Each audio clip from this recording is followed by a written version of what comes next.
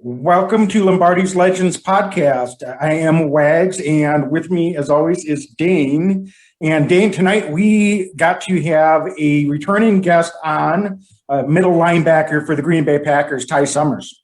Yeah, one of my favorite players on the roster. I love his game. Great special teams contributor over the last couple of seasons. Late round draft pick, tackle machine. Really, and you touched on it. You asked him some really good questions, I thought, in this interview about his progress throughout the season, and it definitely showed. I love his intensity for the game. He's very personable off the field, but he's a vocal guy on the field. He's kind of a prototypical guy that the Packers like. I think they're in the middle. Smart guy, loves the responsibility of calling plays, and it's very obvious, Wags. He wants to contribute on special teams, but I think he wants to lock down a starting position, and I think he sees a path for himself this year in Green Bay.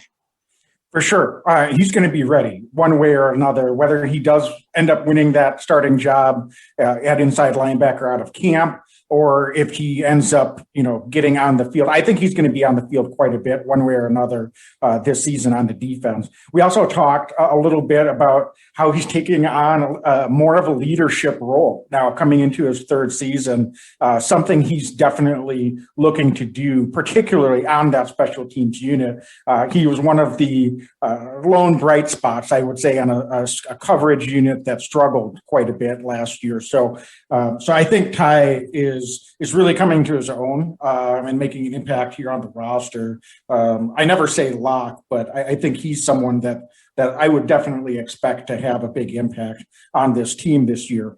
And I think beyond that, it's just really fascinating to listen to him and to watch his development, because here's a guy that was really competing and pushing to win a starting job last year, didn't get it, but stayed locked in and was able to be ready and contribute at such a high level on special teams. And then when he did get his opportunities, step on the field on defense. So we talked a little bit about that as well. So just always good to catch up to Ty. And I really, really like talking to him as well. Yeah, and we did this interview right before training camp started. In the time since then, Randy Ramsey went down with, unfortunately, sounds like a pretty significant injury. Mentioned that because of his special teams contributions last season. And Kamal Martin, inside linebacker, is now, as a result, playing some outside linebacker as well. But neither one of those things had occurred when we first talked with Ty. But two more kind of openings, I think, particularly the Kamal Martin development, I think is streamlining Ty's potential to get on the field as an inside linebacker. So a really fun interview, really great to catch up again with Ty, becoming a fast friend of the podcast and a guy who I think is going to take another leap in year 3. Yeah. So listen, just really quickly, for those of you that are new to the show, we've had a bunch of interviews here that we recorded prior to camp starting up in the off season. So if you haven't listened to any of those, you're going to want to go back and check those out. I think we had like 8 or 9 guys on the show this off season. So just really fun to talk to all of them. So check those out. We will be doing regular pods, just discussing how the team's looking as training camp continues. So those will be coming soon as well. And then all the usual stuff, like us, follow us, rate us, let us know how we're doing. We are on all of the usual locations, Twitter, Instagram, Facebook, as well as YouTube now with the YouTube channel. So thanks so much for checking us out. And as always, go Pack Go. Go Pack Go.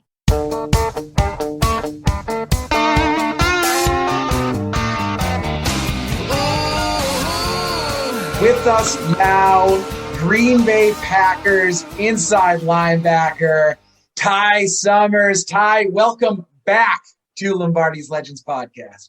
Thank you very much, Dane. Glad to be here. Glad to be back with you guys. And I got to tell you, just on the front end, when we were first getting started out, you were one of our first guests. We've had a chance to talk to a lot of your teammates over the last year, but it's an absolute joy, and you hold a very special place Lombardi Legends podcast and with our fans. So just thanks again so much for taking the time and joining Wags and I today. Of course, of course. So listen, it's been a heck of a year, I think, or so since we last talked. And I think we don't want to look backwards. I know we're going to be looking forward too. But what do you make of this last season? I feel like, the opportunities that were presented in front of you, you were able to seize a lot of them. So just looking back, what are your lessons learned from your second season in the league?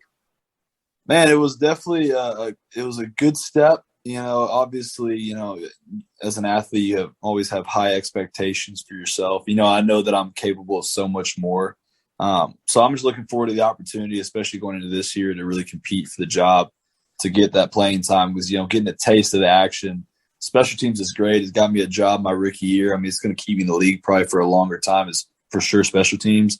It will always hold a special place in my heart, but there's just something about playing defense and being out there, and going against all the big names that we got in the league and doing what you love, right? So I felt good about it. I feel like I made some decent plays that made me kind of happy, encouraged me. But then I'm super critical of myself too. So I saw a lot that I was like, okay, these are definitely areas that I can improve on. That's something I'm working on myself, not being overly critical, being even better with a short-term memory than I already am, So I feel like there's a lot of things that I could learn from this last season. I'm going to, especially transition into this next year where I get, like I said, a chance to hopefully play some more.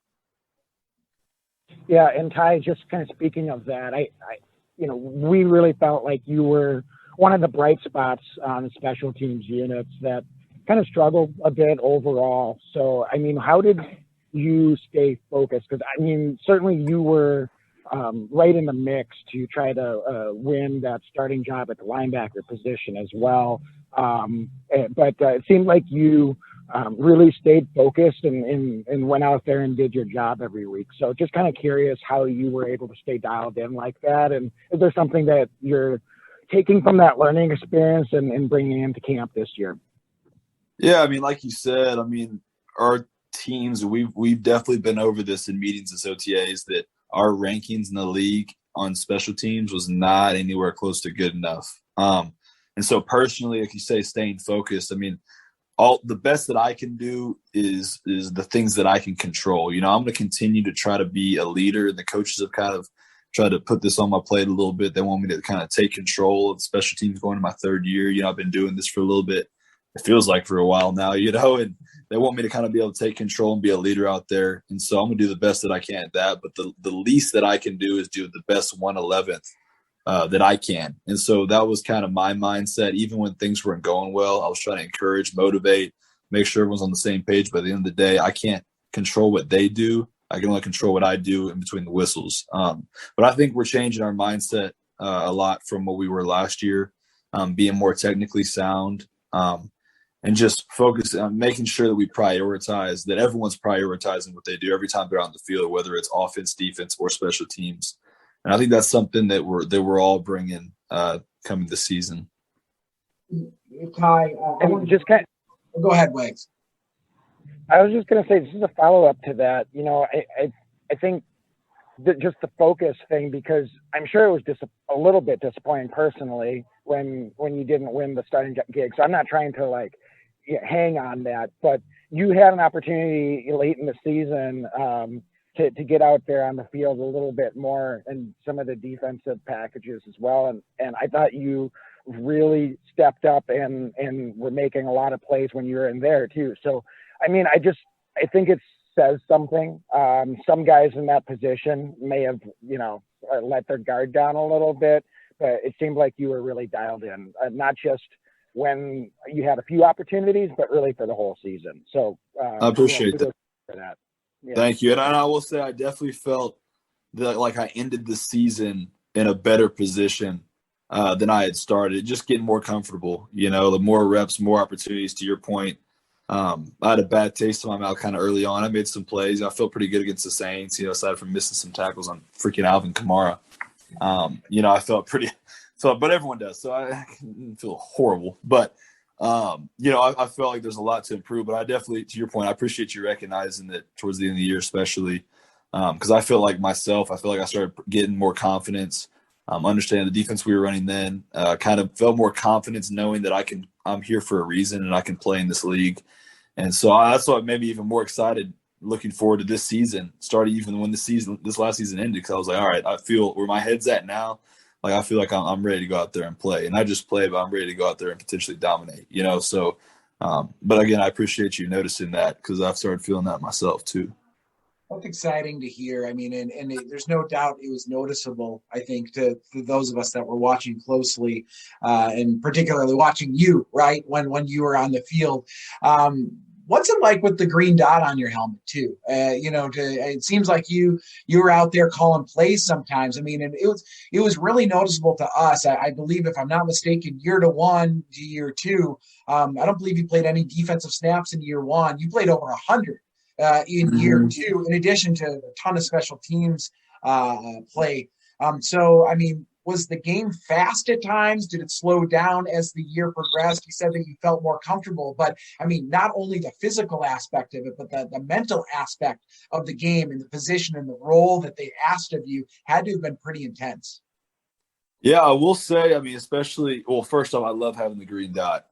I love having that kind of role, having that responsibility. Because I like to talk when I'm out there anyways. Even if I'm not giving the call, I'm over talking. I'm like, hey, close call this way. Hey, slide. Hey, you and I are playing this. Hey, what do we got back here? You're over here. All right, perfect. I'm just talking. I'm making sure everything's on the same page. So whenever I get the headset, that's like, all right, let's go. It's sweet. I feel like I'm running the ship. But I will say, like, my first game getting to play defense was the Saints. Get thrown in there when Kirksey got injured. And I will say, you would think that the game would feel real fast. And I'd say I felt nervous, but the game didn't feel fast, though. And the nervousness wasn't even really there. It was like so last minute that I was like, all right, let's go. And so I got out there and I just felt like football, and I think that's something that a lot of players like myself, even at times, find themselves, kind of like shell-shocked a little bit, getting antsy, overthinking things. But reality is I played football for, gosh, how long have I played football? Like 20 years almost 20 years, And so I've done this so many times. So the biggest thing for me is like, just settle down, just play what I've been doing. Yeah, there's some dang good athletes you're getting ready to go against, but it's the same game. And so that's something I had to remind myself, even towards the middle of the year, whenever I got a chance to actually become the dude with injuries, like kind of like get to step into that role, like officially, I found myself getting in my own head. And towards the end of the year, that's whenever I full circle was like, what am I doing? Like, I belong here. Like, I can do this. Just go play football. And so that's something that I finally found and just realized, don't need to overthink it. For sure. And now just kind of moving forward, we did see that you were running with the ones again during OTAs, mini camp. So obviously we expect you'll be right in the mix, competing for a starting gig again this year. What's that experience been like, more so in just the transition now? You've got a new defensive coordinator, Coach Barry.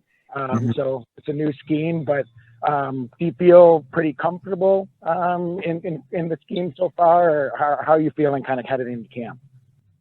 I feel good about it. I mean, there's a lot more that goes to it, I feel like, than what we did last year. So, obviously I can't go into too much detail, but there's different thinking applications that are more involved. So I think it'll be good.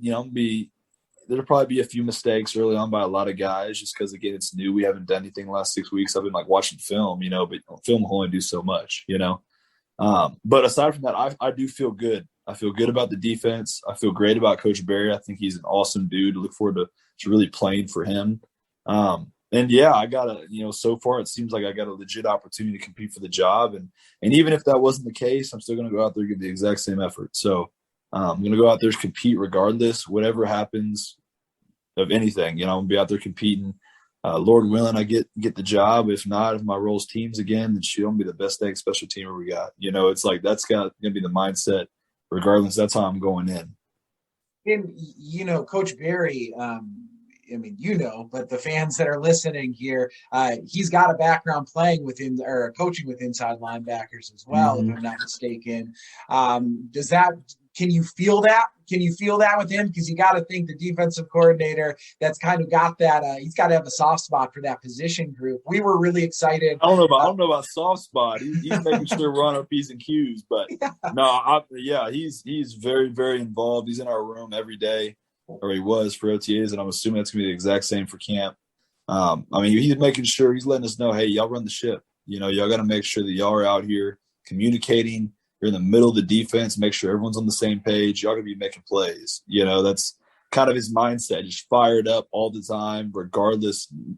Nothing matters. All you got, he's gonna have the same energy every single day, and I love it.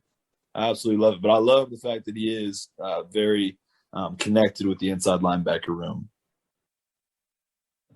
Ty, this might be a weird question, but do you feel like you're a veteran now on the team? I mean, you're on the one hand, you're only coming into year 3, but you're now seeing a lot of these younger guys come in, and you're kind of know what to expect, right? So, do you feel like you're kind of in a position to take on a little bit of a leadership role as well? I do, and I feel like I've had conversations with, my special teams coaches that expect me to be a leader, at least in the team's role. But yeah, going into year 3, it's crazy how different I feel from even going into year 2 with that kind of aspect that there is a lot. There's almost as many younger guys as there are older guys, it feels like, on the team. I don't know if that's really true or not, but that's what it kind of feels like. To that point that I feel like I can be more of that kind of leader, encourager, motivator to people that would actually, take me seriously. It's one thing to try to say motivational, encouraging stuff to a vet and be like, dude, get out of here, young buck, but like when you start saying that as a guy that's the same age or a year or 2 older than some younger guys, they're going to take that and actually try to learn and understand, like, from your experience. So I feel very confident that that's kind of, what the situation is going to be like. And so to your point, yeah, I definitely feel more like a vet walking in as only a year 3 guy. Exciting. We're really excited, I think, to see what you're able to do. And I mean, camp starts up. Well, we're interviewing Ty here about a week from today. So when do you make the move back to Wisconsin? It's got to be coming up pretty quick. Yeah, we're starting the drive from Houston, Texas on Saturday morning, bright and early. Early, man. And you're a Texas guy. We talked a little bit about the Saints. Was that just an incredible experience? I mean, on top of everything else, you played against one of the greatest quarterbacks to ever play the game, a fellow Texan, right, in Drew Brees. I'm sure during the moment you had a job to do, but now looking back on it after a little bit of time, it's something I've been meaning to ask you about. Was that a little extra playing against somebody like that in that moment? Oh, absolutely. I remember that was, of course, like my first game playing defense. I remember people sending me pictures after the game from the TV of me and him and I being on the screen at the same time. I remember seeing that, thinking that was the craziest thing. Not to sound like a fangirl or anything, but I mean, you grow up watching the dude. That's all I remember for the Saints is Drew Brees, So that was pretty crazy. And there was a cool moment where they were checking, Brees was checking the play, and based on the formation, I was like, hey, alert screen, running back screen. There's something in film that we had saw that I thought that's what was happening. And he looked at me, kind of looked around and said, timeout. I was like, I swear, I think I just called out the play. I was like, that's another moment that I'm always going to remember, that thinking that was pretty cool. Whether that was actually the case or not, I'm always going to remember it like that. So I love it, man. I love it. And when I asked you last time we had you on, but I'm a music guy. I love music. We talked a little bit about your hype music last time, but what are you listening to these days? Anything added to the repertoire? You talking about for hype music or just to listen to in general? Like, you tell us. I mean, give us some recommendations, maybe. What's your? Yeah, I will say honestly, probably 80% of the time I'm listening to Christian music. That's just my go-to daily. Walking around, Alexa, play Christian music. I just kind of have that constantly going to the house, in the car. But then I'll change it up. I have a little Morgan Wallen radio or some sort of country radio, but then of course, pulling up to the workout, I'll put on a little baby or something, some rap music, some Kodak Black, something like that, but I don't really have any specific. I haven't updated my playlist in a while, so it's kind of the old popular stuff, not the new popular stuff. But it gets me going still.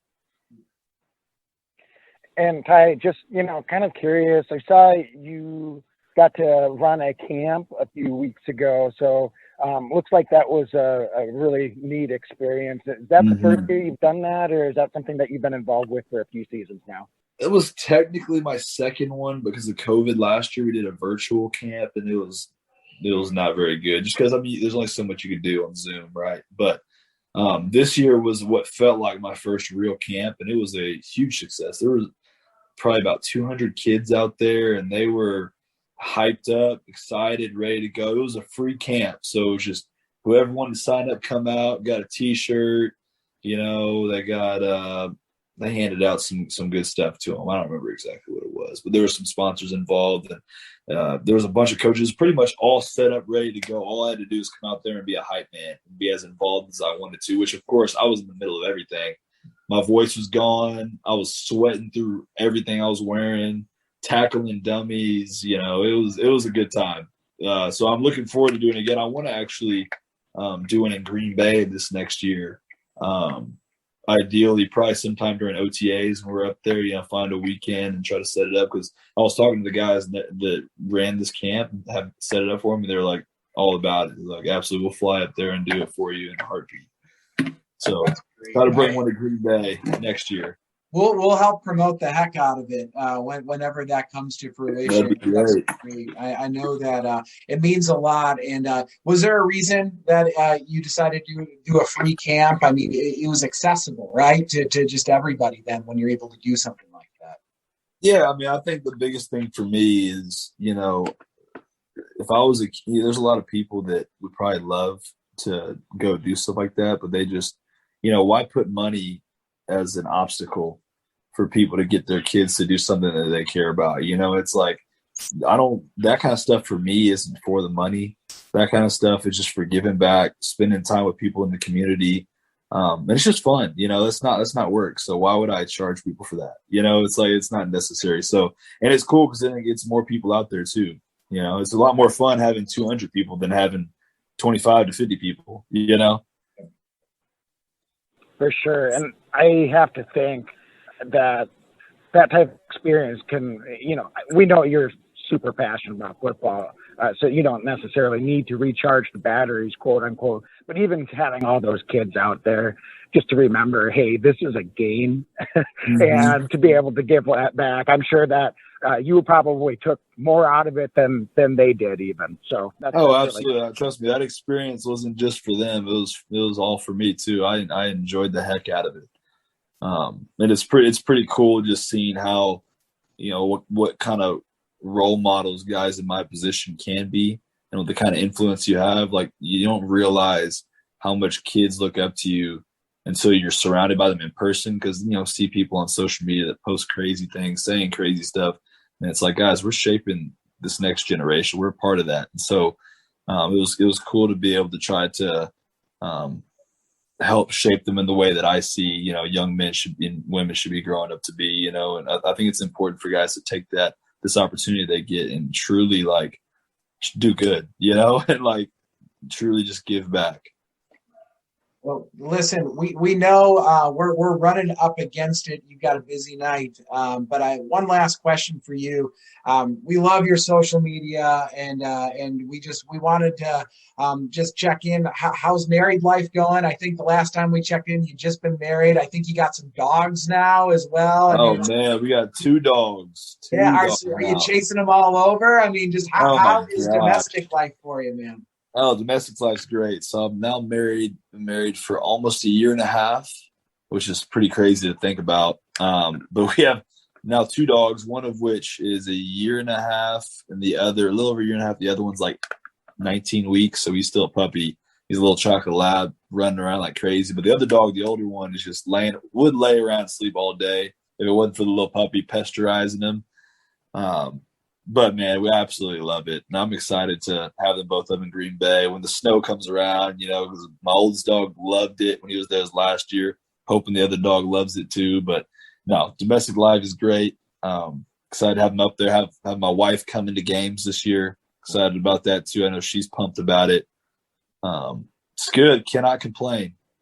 God is good. Well, Ty, I can tell you as a chocolate lab owner myself, that dog is going to be a puppy when he's 10 too. So Yeah, I've heard that. Oh yeah. Yeah, for I sure. love it. Well, Hey, listen, no complaints. yeah, for sure. Well, listen, Ty, we really appreciate you giving us some time and jumping back on. It was awesome to catch up with you, but we better of let you course. go. As always, though, before we sign off, do you mind giving us a Go Pack Go? Absolutely. Go Pack Go, baby. Let's go. Go Pack, Go go. Pack Go. Thanks, Thanks, Ty. Ty. We'll see you at camp. We appreciate you. Yes, sir. Y'all take care. Have a good evening. You too. Go Bucks. Yep, go Bucks. Go Pack, go. It counts in horseshoes and hand grenades. There ain't no second place in Lambeau. It's a whole new game.